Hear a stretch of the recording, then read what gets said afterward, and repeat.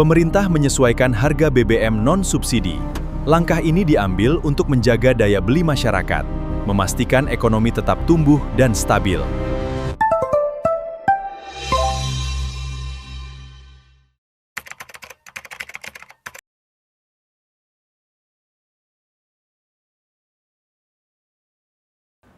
Dalam konteks harga BBM ada dua jenis BBM.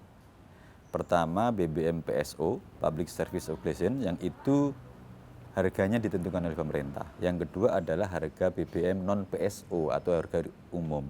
Nah, yang BBM umum itu harganya itu adalah berdasarkan harga keekonomian. Harga keekonomian itu adalah harga yang memang ya kan secara ekonomi ditentukan oleh badan usaha produsen. Jadi tentunya pasti akan mempertimbangkan crude oil, kilang, distribusi, termasuk dalam aspek komersialisasi. Sehingga wajar kalau memang harga BBM non subsidi itu mengikuti harga pasar, mengikuti harga minyak dunia. Karena sebenarnya ini juga telah diatur di dalam undang-undang maupun konstitusi. Prinsipnya adalah negara itu harus hadir dalam konteks penetapan harga BBM. Hadirnya itu dengan BBM PSO, Public Service Obligation. Itu mayoritas masyarakat pakai. Tetapi yang non-PSO yang umum itu ditentukan sendiri oleh badan usaha. Dalam konteks ini Pertamina dan perusahaan migas yang lain. Sehingga wajar kalau memang harus disesuaikan mengikuti harga minyak dunia itu.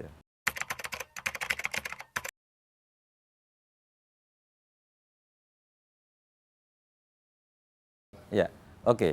Pertama, memang BBM kita itu sangat tergantung dengan dunia internasional, dengan luar negeri. Karena lebih dari 50% atau 60% lebih BBM nasional itu impor. Baik impor dalam bentuk crude oil atau minyak mentah, juga impor dalam bentuk BBM jadi. Jadi setiap terjadi gejolak di dunia internasional, termasuk di Selat Hormuz dan mungkin beberapa kawasan lain, akan langsung berpengaruh pada pasokan minyak di Indonesia. Termasuk setiap fluktuasi harga di harga minyak dunia juga akan berpengaruh pada harga minyak Indonesia. Karena apa? Ya sebagian besar dipasok dari dunia internasional. Contoh misalkan begini, setiap kenaikan harga minyak dunia, maka pilihan bagi Indonesia itu adalah dua hal. Satu, menaikkan harga BBM juga, karena kan juga naik. Kalau itu BBM umum non-PSO, oke-oke saja. Tetapi kalau itu BBM yang PSO kan berbahaya. Yang kedua adalah tidak menaikkan, tentunya harus ada subsidi tambahan, sama-sama berat. Kalau menaikkan BBM, maka akan berisiko secara ekonomi, inflasi, harga bahan pokok akan naik, dan akan terjadi gejolak ekonomi, sosial, bahkan bisa jadi politik. Tetapi kalau tidak menaikkan harga BBM, maka akan menambah beban subsidi di APBN. Dan ini tentunya juga akan berat.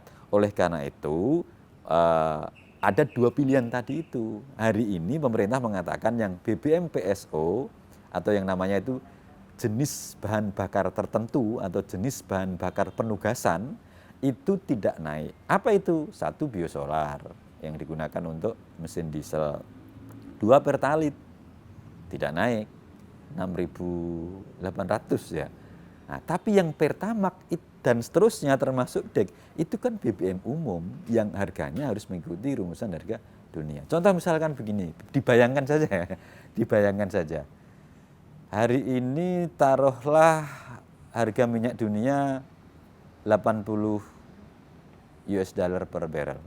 Sekitar sekarang 75-80 dolar lah. Taruhlah 80 dolar per barrel itu harga minyak dunia. Artinya satu barrel itu 159 liter. Jadi kita kalikan saja, satu satu barrel kali $80, sekarang rupiah berapa? Rupiah taruhlah 18.000. Itu sekitar 1.400.000-an. Berarti satu barrel itu 1.400.000. 1 juta, sekarang satu barrel dibagi 159. Berarti 1 liternya itu bisa jadi sampai 9.000, 10.000. Itu baru minyak mentah. Belum dikilang.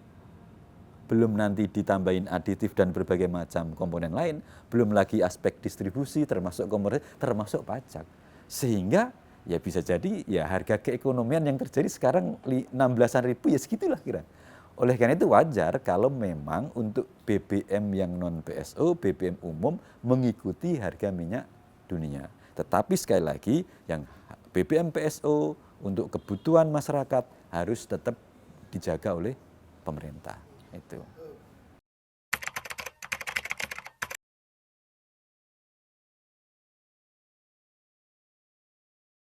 Pertama, yang naik itu kan hanya Pertamax. Pertamax kecil. Hanya 13, nggak sampai 15%. Artinya pengaruh secara ekonominya tidak begitu besar. Terus pengaruh secara daya beli juga tidak terlalu besar. Nah, pemerintah menjaga daya beli itu satu dengan tidak menaikkan BBM PSO. Pertalite tidak naik, solar tidak naik. Pertalite dan solar itu kalau kita gabung itu 84%. Artinya kalau yang naik Pertamax ngaruhnya dikit. Apalagi yang naik besar kan DEX. Kebetulan pakai DEX, jadi kerasa banget. Dari 13.000 sampai hampir 30.000 kan 25.000. Tapi kan masyarakat nggak ada yang bereaksi kalau DEX naik karena pemakainya kecil hanya 0, sekian persen. Sedangkan Pertamax sekian persen. Tapi bagaimana cara menjaga daya beli? Sekali BBM itu naik maka daya beli akan langsung berpengaruh. Khususnya BBM Pertalite dan solar. Oleh karena itu pilihan pemerintah tidak menaikkan Pertalite dan solar itu sudah betul, itu satu. Tepat, ya kan? Yang kedua, walaupun bansos juga, karena pasti akan subsidi BBM di APBN luar biasa besar. Mana sekarang kan nggak ada duit. Duit terkuras untuk program yang lagi rame-rame itu, ya kan gitu. Untuk MBG maksudnya kan. Sementara BBM sebenarnya butuh subsidi juga. Yang kedua, cara menjaga daya beli itu adalah kalau sampai suatu ketika terjadi kenaikan BBM, maka harus ada insentif dalam bentuk lain. Harus ada kompensasi dalam bentuk lain. Baik itu bansos, baik itu program-program yang langsung digulirkan kepada masyarakat yang karena masyarakat itu tambah kos biaya hidupnya, maka harus terkompensasi dari program-program pemerintah. Itulah cara pemerintah untuk menjaga daya beli andai yang BBM PSO itu naik, yang sampai hari ini belum naik itu.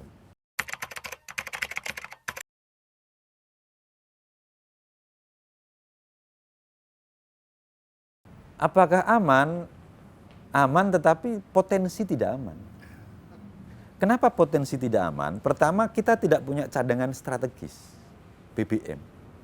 Kita hanya punya cadangan komersil yang dimiliki oleh Pertamina dan itu kekuatannya hanya 22 hari. Artinya, andai tidak ada pasokan BBM dari luar atau misalkan dalam kondisi perang kilang-kilang kita atau storage kita dibom, kita hanya akan mampu bertahan belasan hari sampai 20, maksimal 22 hari karena memang kita tidak punya cadangan strategis. Nah, oleh karena itu, bagaimana upayanya? Satu yang paling penting adalah meningkatkan upaya untuk membangun cadangan strategis. Kalau cadangan strategis itu nanti akan meningkat, maka lebih aman dalam konteks jangka panjang. Yang kedua, sudah harus mulai dipikirkan tentang diversifikasi energi. Jadi hari ini kan kita sangat tergantung dengan BBM. Ke depan tidak, harus ada energi terbarukan. Yang kedua, memasifkan mobil listrik. Yang ketiga yang sekarang lagi mau diberlakukan, pemerintah memandatori, mewajibkan B50. Biofuel, artinya solar yang kandungan 50%-nya itu dari energi terbarukan. Yang klaim pemerintah itu nanti akan 0% impor dalam bentuk BBM solarnya. Itu salah satu upaya yang dilakukan untuk menjamin sustainabilitas dan ketergantungan. Di samping dari aspek hulu, tentunya pemerintah atau dalam konteks ini SKK Migas harus melakukan upaya-upaya eksplorasi lebih giat. Karena apa? Sebenarnya kita masih punya cekungan-cekungan migas yang potensial, giant, gede. Tetapi karena eksplorasinya tidak rajin dalam sekian puluh terakhir, maka hari ini tidak ditemukan cadangan-cadangan yang besar. Kita mantok dalam 10-20 tahun terakhir itu 600.000 barrel per day. Itu sangat kecil. Sedangkan kebutuhan BBM kita 1,5 juta barrel per day. Artinya sudah hampir 60% lebih kita tergantung pada impor. Kalau ini tidak segera ditangani dalam konteks membangun storage dan cadangan strategis, diversifikasi energi, penggunaan energi terbarukan yang sangat masif, termasuk juga memaksimalkan potensi minyak bumi yang ada di Indonesia.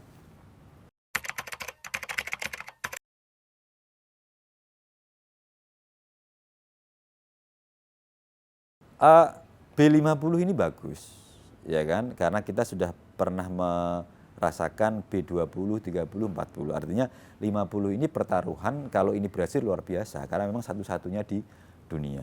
Ini salah satu shifting yang cukup bagus kalau nanti berhasil. Walaupun tantangannya juga berat, khususnya di industri yang menggunakan alat-alat berat. Yang kedua adalah nanti penggunaan mobil listrik. Karena kalau nanti penggunaan mobil listrik itu bisa cepat berkembang, maka laju peningkatan penggunaan BBM bisa ditahan.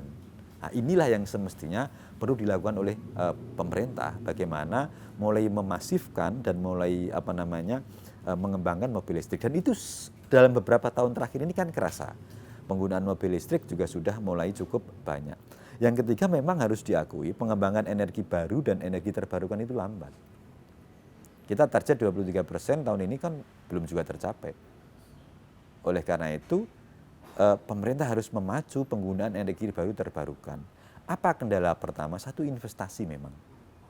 Investasi energi terbarukan itu besar. Oleh karena itu yang harus dilalui. Yang kedua soal harga. Ya, harganya masih tidak menarik. Harganya secara keekonomian tidak kompetitif. Siapa yang mau invest di energi terbarukan kalau harga juga tidak menarik. Yang ketiga memang soal afirmasi atau kebijakan, pemberian insentif, pemberian kemudahan-kemudahan dalam konteks ini. Oleh karena itu ini yang harus dilakukan. Kalau dikatakan mana yang terbaik, ya saling melengkapi. Dalam jangka pendek B50 baik, dalam jangka panjang tidak. Oleh karena itu inilah yang harus dilakukan pemerintah dalam rangka shifting untuk penggunaan energi terbarukan menuju transisi energi.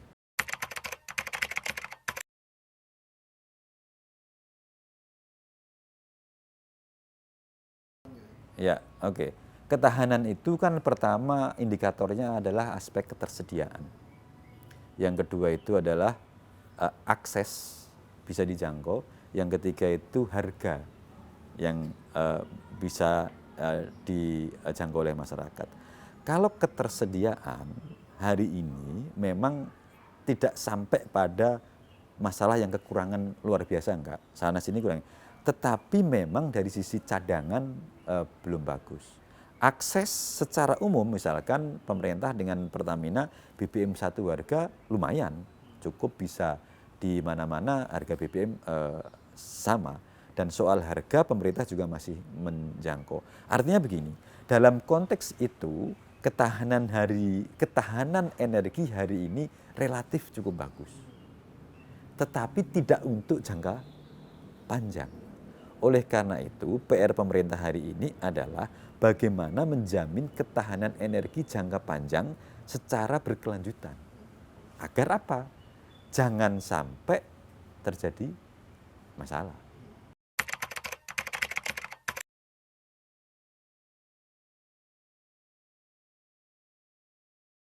Pertama, seperti yang tadi kita diskusikan, penyesuaian harga itu kan hanya untuk yang non-subsidi, yang non-PSO, dan itu dilakukan Pertamax, Dexlite, Pertamax Turbo, dan seterusnya. Apakah penyesuaian itu juga bagian dari ketahanan energi? Iya.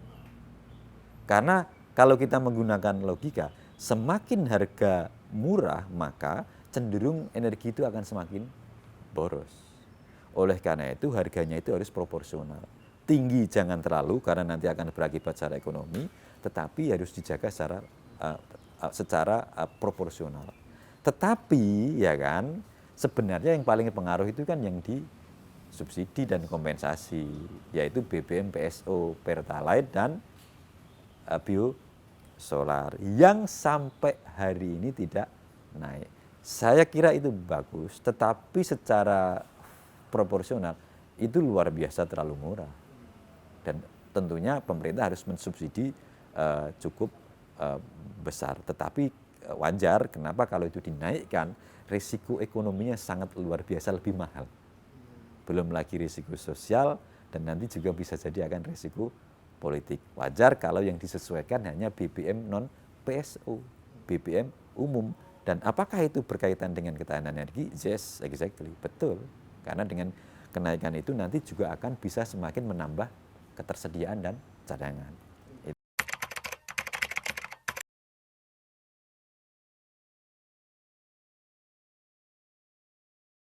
Energi migas itu merupakan cabang produksi yang dikuasai oleh negara. Dan itu sudah diatur dalam pasal 33 Konstitusi Undang-Undang Dasar 45. Konsekuensi dikuasai oleh negara karena memang dia merupakan komoditas yang penting bagi negara dan menguasai hajat hidup orang banyak. Sudah penting menguasai hajat hidup orang banyak, oleh karena itu dikuasai. Bagaimana implementasi dikuasai itu? Dikuasai itu salah satunya adalah satu, negara melalui pemerintah itu adalah mengelola. Ya kan? Mengelola itu berarti lewat BUMN. Yang kedua mengatur, berarti membuat aturan, dalam hal ini adalah legislasi dan regulasi. Jadi posisi negara itu adalah mengatur, membuat kebijakan, dan ada badan usaha. Badan usaha ini ada dua, satu badan usaha milik negara BUMN yang dikoordinasikan dalam holding dan antara, ada badan usaha swasta. Dalam konteks hulu migas posisinya pemerintah ini sebagai pemegang kuasa pertambangan, badan usaha milik negara ini sebagai pelaksananya untuk mengelola seluruh wilayah kerja, dan BUMN inilah yang bekerja sama dengan swasta-swasta bermitra untuk berkolaborasi, misalkan melakukan eksplorasi migas maupun melakukan eksploitasi atau produksi migas. Jadi sebenarnya masing-masing ada porsinya. Negara ke badan usaha itu sifatnya adalah perizinan atau konsesi. Artinya dari G2B, dari government to business. Sedangkan BUMN dengan swasta itu B2B, business to business. Jadi kalau sistem pengaturannya seperti itu, itulah yang diamanatkan oleh konstitusi. Itulah yang